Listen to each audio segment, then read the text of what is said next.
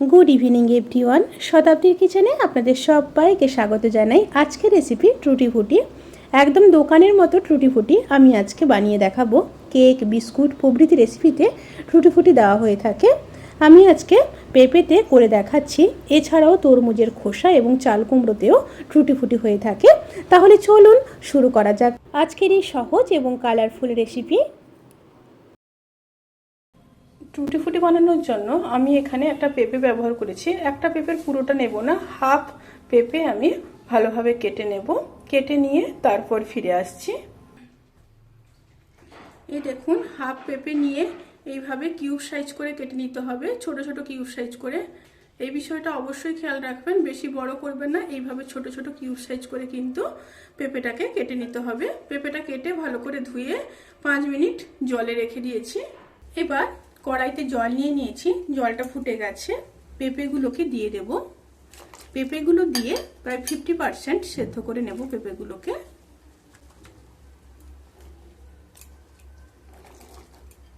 এই রেসিপির ক্ষেত্রে আপনারা চাল কুমড়ো কিংবা তরমুজের খোসাও ব্যবহার করতে পারেন।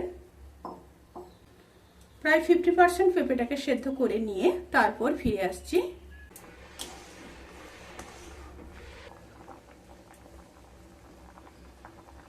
পেঁপেটা কিন্তু প্রায় 50% সেদ্ধ হয়ে গেছে। এবার গ্যাস অফ করে দেব। গ্যাস অফ করে দিয়ে পেঁপেটাকে ছেঁকে নেব। এবার কড়াইতে 1 কাপ চিনি দিয়ে দিলাম, সাথে দিয়ে দিলাম 1 কাপ জল। চিনি আর জলটাকে খুব ভালোভাবে মিশিয়ে নিতে হবে। চিনি আর জল যখন খুব ভালোভাবে মিশে যাবে তখন লক্ষ্য রাখতে হবে শিরাটা যেন এক পাক হয়। এবার ছেঁকে নেওয়া পেঁপেগুলোকে দিয়ে দেব।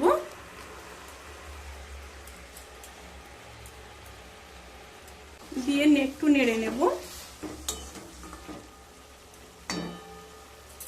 এবার স্টিমটা হাই করে চিনির শিরাটাকে খুব ভালোভাবে শুকিয়ে নিতে হবে। চিনির শিরাটা কিন্তু অনেকটাই কমে এসছে। এরপর নামিয়ে নেব। এরপর চিনির শিরা থেকে পেঁপেগুলোকে তুলে নিয়ে 3টা বোলের মধ্যে রেখে দেব। শিরাটা যেন না থাকে এইভাবে ছেঁকে নেবেন। ছাঁকনিতেও ছেঁকে নিয়ে এটা করতে পারেন। 3টা বোলের মধ্যে আমি সম পরিমাণে দিয়ে দেব। এই টুটি ফুটি কিন্তু কেক, বিস্কুট, চকলেটের ক্ষেত্রে ব্যবহার করে থাকে। এবার কালারগুলো নিয়ে নেব। প্রথমে আমি রেড কালার নিয়েছি। আমার কাছে যেহেতু রেড কালার ছিল না, সেই কারণে বিটকে গ্রেটারে গ্রেট করে কিন্তু আমি বিটের রসটা নিয়ে নিয়েছি। আর দিয়ে দিচ্ছি গ্রিন ফুড কালার, আর সাথে দিয়ে দেব অরেঞ্জ ফুড কালার।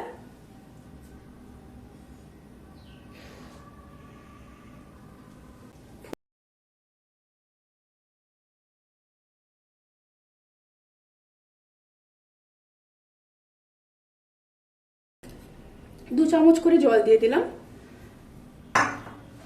এবার গুলে নেব। আপনাদের কাছে যদি কালার না থাকে তাহলে কিন্তু আপনারা বাড়িতেই কালার তৈরি করে নিতে পারেন। ইয়েলো কালারের ক্ষেত্রে আপনারা হলুদ গুঁড়ো ব্যবহার করতে পারেন। গ্রিন ফুড কালারের ক্ষেত্রে পালং শাকের পাতা পেস্ট করে ব্যবহার করতে পারেন। আর রেড ফুড কালারের ক্ষেত্রে বিটরুটের রস ব্যবহার করতে পারেন। যেভাবে আমি এখানে রেড ফুড কালারটা ব্যবহার করলাম। ফুড কালারগুলো 3টা বোলের মধ্যে দিয়ে দিলাম। এবার মিশিয়ে নেব।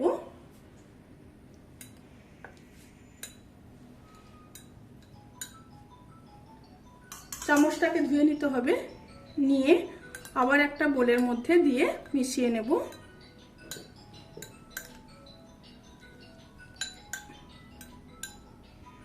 আবারও চামচটাকে ধুয়ে নিতে হবে। দিয়ে গ্রিন ফুড কালারের সাথে মিশিয়ে নিচ্ছি। এবার মেশানো হয়ে গেছে। এবার 12 ঘন্টা এইভাবে রেখে দেব। 12 ঘন্টা হয়ে গেছে। একটা ট্রে নিয়েছি। ট্রের ওপর এরকম একটা পেপার দিয়ে দেব। পেপার দিয়ে এরপর কালারের জল থেকে তুলে নেব ভালোভাবে। জল যেন না থাকে এদিকটা অবশ্যই খেয়াল রাখতে হবে।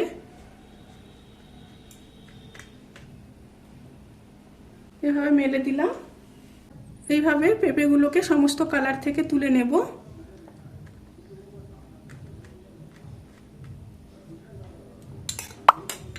ভিডিওটি অবশ্যই আপনারা ট্রাই করবেন।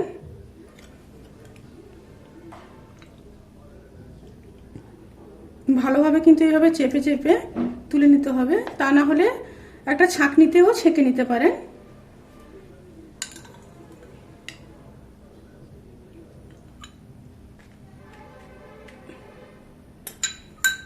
সমস্ত টুটি ফুটিগুলোকে আমি ভালোভাবে ছেঁকে নিয়েছি। এরপর রোদে 6 থেকে 7 ঘন্টা খুব ভালোভাবে শুকিয়ে নিতে হবে। আপনারা চাইলে ফ্যানের তলায়ও শুকিয়ে নিতে পারেন, কিন্তু যদি সারা বছর স্টোর করে রাখতে চান তাহলে কিন্তু অবশ্যই রোদে শুকিয়ে নিতে হবে খুব ভালোভাবে। রোদ থেকে শুকিয়ে নিয়ে তারপর ফিরে আসছি। দেখুন সমস্ত কিন্তু টুটি ফুটিগুলো শুকনো হয়ে গেছে। শুকনো হয়ে যাওয়ার ফলে কিন্তু অনেকটাই কমে গেছে। এবার একসাথে মিশিয়ে নেব। মিশিয়ে নিলে কিন্তু খুব কালারফুল লাগে দেখতে। আপনারা যদি সংরক্ষণ করে রাখতে চান তাহলে এয়ারটাইট কন্টেনারের মধ্যে রেখে দেবেন। ফ্রিজে রেখে দিলে প্রায় 1 থেকে 1.5 বছর কিন্তু সংরক্ষণ করে রাখা যাবে। যখনই দরকার হবে তখনই বের করে নিতে পারবেন। অবশ্যই কিন্তু রেসিপিটি ট্রাই করবেন। আর দেখুন কতটা কালারফুল হয়েছে দেখতে। ভিডিওটি কেমন লাগলো প্লিজ কমেন্ট করে জানাতে কিন্তু ভুলবেন না। যদি ভালো লেগে থাকে তাহলে সাবস্ক্রাইব করে পাশে থাকা বেল আইকন ক্লিক করে নোটিফিকেশান অল করে রাখবেন। তাহলে আমি যত রেসিপি দেব সমস্ত লিঙ্ক আপনাদের কাছে পৌঁছে যাবে। আপনারা সবাই ভালো থাকবেন, সুস্থ থাকবেন, সাবধানে থাকবেন। আজকের মতো এই পর্যন্ত। পরের ভিডিওর জন্য অপেক্ষা করুন। টাটা।